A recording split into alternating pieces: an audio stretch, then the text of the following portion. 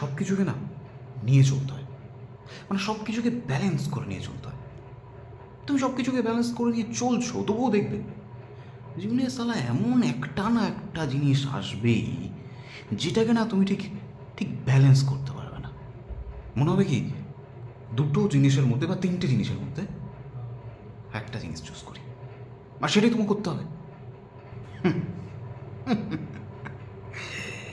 শোন, দ্রুত গতিতে চলতে থাকা এক্সপ্রেস ট্রেনের মধ্যে দাঁড়িয়ে যে মানুষটা এক কাপ গরম চা এক ফোঁটা মাটিতে না ফেলে আয়েশ করে খেয়েছে তাকে ব্যালেন্স শেখাস না। হ্যাঁ?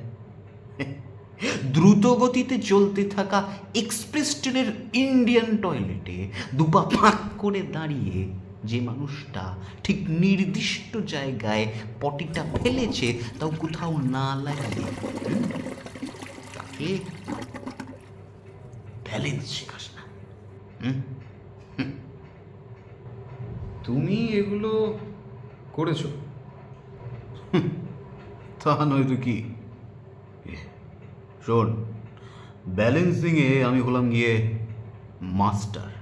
হ্যাঁ, বল বল তোর কি অসুবিধা? পরের রোববার ছুটি, তাই ক্রাশ বলেছে ভিক্টোরিয়া মেমোরিয়াল ঘুরতে যাবে। কোনোদিনও ঘুরতে যায়নি, বা সেন্ট্রাল পার্ক। এ তো মোক্ষম জায়গা। যাও যাও গিয়ে ভক্ষম করে আসো।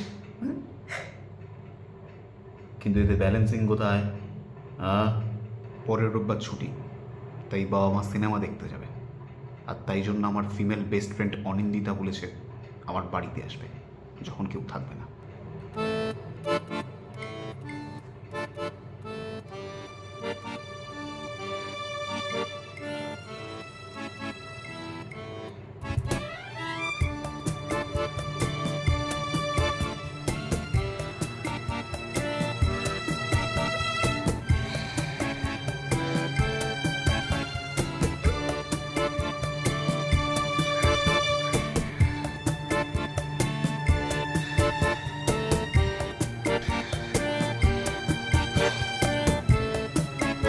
Subhas Biswas.